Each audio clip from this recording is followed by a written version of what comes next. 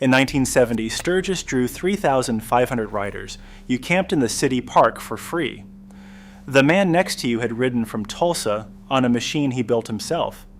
Last year, basic tent camping at the same event started at $189 a night. A cheeseburger on Main Street cost $26. 500,000 people showed up. And the man who has lived outside Sturgis for 47 years does not ride during the rally anymore. He is afraid the dentists and lawyers playing biker for a week will take him out. This is not a story about attendance numbers. The attendance is fine. This is the story of what was in that city park in 1970 that is not in the $300 campground in 2025. And the specific decisions made by specific companies in specific years that moved it from one to the other. August 14th, 1938, Sturgis, South Dakota. Population approximately 3,000. Clarence "Pappy" Howell owned the Indian Motorcycle dealership on Junction Avenue. He was a member of the Jack Pine Gypsies Motorcycle Club, which he had helped found, and he organized the first rally as a racing event. 12 people showed up, not 1,200. 12? Hill climb, half-mile flat track race. A few stunts from trick riders that Howell had brought out from the professional circuit. That was it. No vendors, no concert stage, no manufacturer demonstration area, no hospitality tents. A dirt track. 12 riders, and the specific American pleasure of watching men go fast on machines they understood completely. Howell ran the rally every year through the 1940s and into the 1950s. Attendance grew slowly. The post-war years brought veterans home to a country where motorcycles were becoming more affordable, and the open road felt like something that had been earned. By the early 1950s, a few hundred riders were making the trip to Sturgis. By the late 1950s, a few thousand. The Jack Pine Gypsies ran everything. The city park was the campground. Admission was free. That model, racing-centered, rider-organized, free to attend, camp where you land, persisted through the 1960s and into the early 1970s, even as the numbers grew.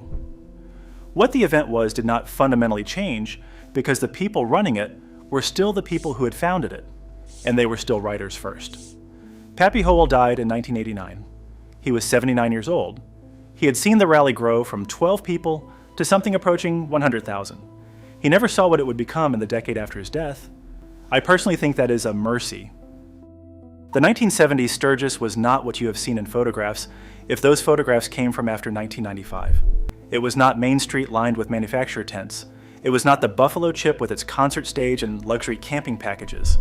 It was not a city grid of vendor booths selling Sturgis-branded merchandise manufactured in facilities that had never heard of eTwin Run. Here's what it actually was. Attendance in 1970 was approximately 3,500 riders, not 350,000, not 35,000. 3,500. At that scale, the rally was still a community.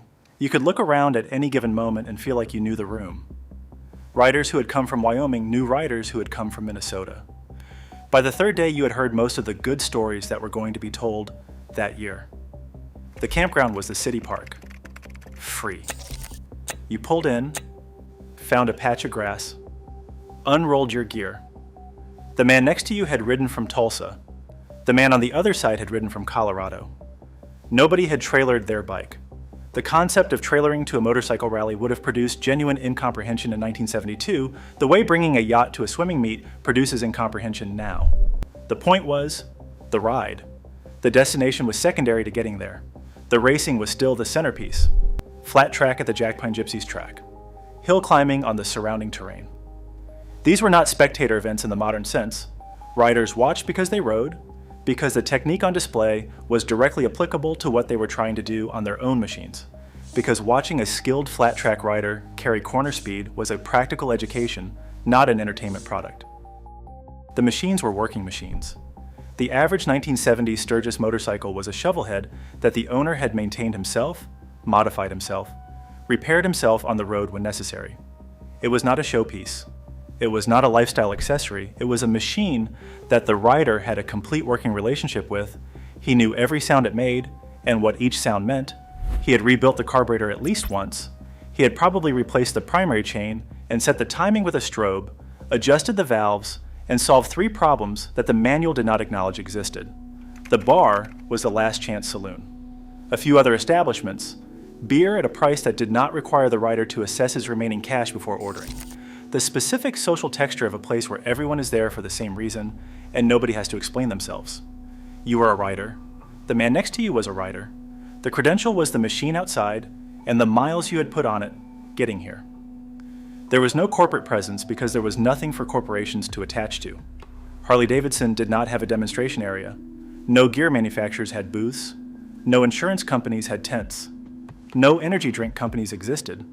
The event had not yet developed the critical mass of eyeballs that made it worth the investment of a corporate marketing budget.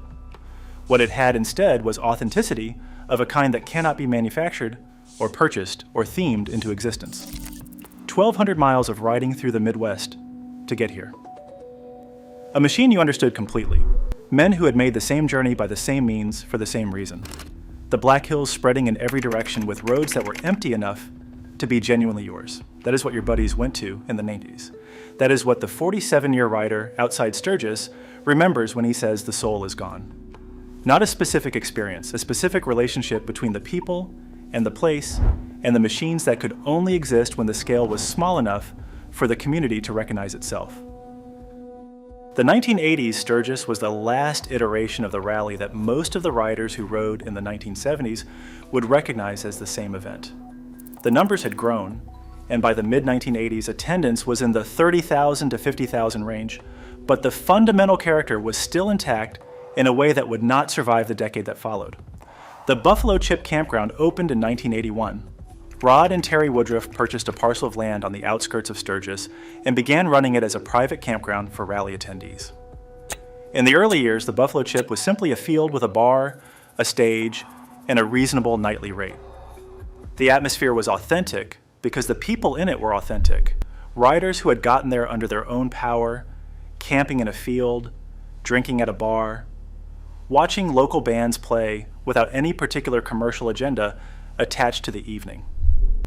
By the mid-1980s, the Buffalo Chip had developed its own identity as the rowdier alternative to Main Street. The concert lineups began to improve as the event's scale made it financially viable to book recognizable acts. The camping fee was still accessible. In 1985, you could stay at the Buffalo Chip for $20 a night and bring your own beer, the field, the bar, the fire, the bikes outside. The specific quality of a summer night in the Black Hills, with the temperature dropping after dark and the sound of V-twins arriving and departing at intervals throughout the evening. The 1983 Harley-Davidson management buyout changed the economic relationship between the rally and the manufacturer in ways that took years to fully manifest. When the 13 executives bought the company back from AMF, they inherited a brand that had been badly damaged by years of quality problems. The specific strategy they pursued, repositioning Harley from a working-class transportation machine to a premium lifestyle product, began in 1983 and accelerated through the 1980s as the quality improvements made the machines more reliable and the marketing investment made the brand more aspirational. Sturgis was central to that repositioning strategy. The rally was the most concentrated audience of Harley riders in America. It was the place where the brand's relationship with its customers was on fullest display. As Harley's corporate sophistication grew through the late 1980s, the manufacturer's presence at the rally grew with it. There were not yet corporate tents and demonstration rides in 1985, but the seeds were planted. The rally that had been organized by the Jack Pine Gypsies for riders was beginning to attract the attention of the industry that served riders, and that attention would eventually transform the event in ways that neither the Jack Pine Gypsies nor the riders they served had any mechanism to resist. The pivot year that most riders who were there identify is somewhere between 1988 and 1992. The specific moment varies depending on who you ask and when they stopped going. Some say the 1990 rally, the 50th anniversary, a massive attendance spike, the first year when the event felt genuinely overrun rather than simply arch. Some say 1992, when the manufacturer presence became impossible to ignore. Some say 1995, when the commercial infrastructure had grown to the point where finding the grassroots culture required deliberate navigation rather than simply showing up. But they all agree on what was lost. Not the riding. The Black Hills still ride the same way they rode in 1972. Not the machines. A shovel head in the Black Hills in 2026 makes the same sound it made in 1972 and demands the same relationship from its rider. What was lost was the specific community of self-selected people who had arrived under their own power for the same reason and recognized each other because of it. That community did not disappear. It dispersed into smaller gatherings that the national motorcycle press does not cover and the corporate marketing departments have not yet found. The term rich urban biker entered the motorcycle press in the early 1990s, and it named something real. The specific cultural phenomenon it described was the result of Harley-Davidson's deliberate repositioning strategy, intersecting with the disposable income of the baby boomer generation as that generation entered its peak earning years. A Harley-Davidson in 1972 cost $1,995 and was purchased by men who worked in factories, mills, and mines. A Harley-Davidson in 1995 cost $12,000 to $16,000 and was increasingly purchased by men who worked in law offices, medical practices, and financial services. The machine was the same in outline: American iron, V-twin, recognizable silhouette. The cultural context was entirely different. Harley understood this demographic shift and accelerated it. The HOG, Harley Owners Group, was founded in 1983 with 33 members. By 1990, it had 200,000. By 2000, it had 1 million. HOG chapters organized group rides. They created community around the brand. They gave people who had purchased a Harley as a lifestyle choice the social infrastructure that had previously existed only for people who had been riding since before the concept of lifestyle choice was attached to motorcycle ownership. The HOG brought new riders to Sturgis in significant numbers through the late 1980s and especially the 1990s. And the HOG rider arriving at Sturgis was a different person from the rider who had been coming since the 1970s. Not worse. Not better. Different. He had more money. He was less likely to have maintained his own machine. He was more likely to have trailered his bike part of the way or all of the way. He was there for the experience of Sturgis rather than for the experience of riding to Sturgis. And the specific distinction between those two motivations, which seems subtle in description, produced an entirely different event when multiplied by tens of thousands of people. The infrastructure expanded to serve the new demographic. Hotels appeared and filled. The Buffalo Chips camping fee rose as demand increased, and the amenities expanded to justify the price. The concert lineup professionalized, not local bands on a Saturday night, but ZZ Top, Kid Rock, the kind of national acts whose booking fees required a revenue model sophisticated enough to guarantee payment. Vendors multiplied because the new demographic had disposable income and shopping appetite that the 1970s rider, who had packed everything he needed in a saddlebag, had never provided. Main Street became a commercial corridor, not primarily because of corporate cynicism, though that came, but because the event had grown large enough that the commercial infrastructure was genuinely necessary to serve the population that arrived. A gathering of 3,500 riders in 1970 could be served by a few bars and a gas station. A gathering of 500,000 people in 2000 required hotels, restaurants, campgrounds, medical facilities, law enforcement, and yes, corporate sponsors whose investment funded the infrastructure that made the scale possible. The specific irony that the comment section of the TJ Brutal Customs video is working through without quite naming it directly is this: the corporate commercial transformation of Sturgis was not something that happened to the rally against the wishes of the riders. It happened because the riders changed. The men who came to Sturgis in the 1990s and the 2000s in hog vests with their bikes on flatbeds created the demand that the commercial infrastructure was built to serve.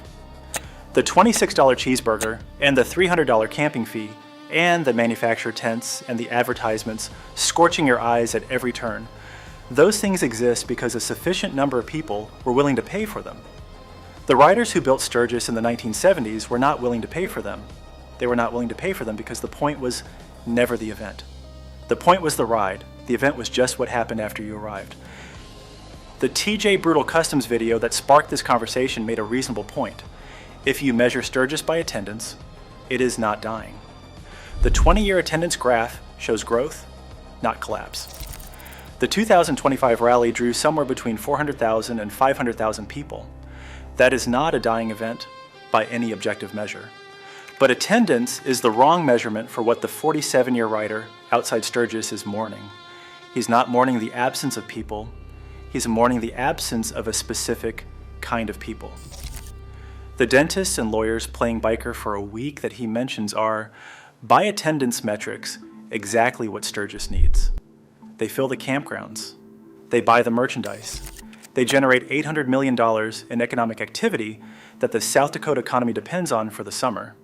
They are also the reason he does not ride during the rally. The distinction between the Sturgis that existed in the 1970s and the Sturgis that exists today is not a distinction that attendance numbers capture. It is a distinction about why people come and what they bring with them when they do. In 1972, a man rode to Sturgis because he was a rider, and this was where riders went. In 2025, a man rides to Sturgis, or trailers to Sturgis, or flies to Sturgis and rents a bike, because Sturgis is an experience product that he has decided to consume. The experience is real. The Black Hills are beautiful, the roads are excellent, the machinery on display is genuinely impressive. The culture, for those who know where to find it and what to look for, still exists in pockets. But the organizing principle of the event has changed from a community of self-selected riders gathering around a common identity to a commercial event that serves a broad demographic by offering motorcycle-adjacent experiences at prices calibrated to what that demographic will pay. That change is not reversible. Not because no one wants to reverse it, but because the economic infrastructure that now supports the event, the hotels, the campgrounds, the restaurants, the vendor booths, the concert stage, the manufacturer relationships, requires the commercial scale to remain viable. A Sturgis that returned to its 1972 character would be a Sturgis that could not afford to exist as a formal event at all. The authentic Sturgis of the 1970s already exists. It exists at smaller gatherings that operate on the same organizing principle, riders coming together under their own power because they are riders. The Born Free Show in California, the Quail Motorcycle Gathering in Carmel Valley, the Barber Vintage Festival in Alabama, the Ole Valley Antique Motorcycle Show in Pennsylvania. Events that have deliberately resisted the commercial scale that killed the authentic character of Sturgis because the people who run them understand what happened to Sturgis and chose differently. None of those events draws 500,000 people. None of them generates $800 million in economic activity. None of them has a corporate camping facility with a concert stage and a luxury RV park. And none of them has a 47-year rider living nearby who won't ride during the event because of who shows up.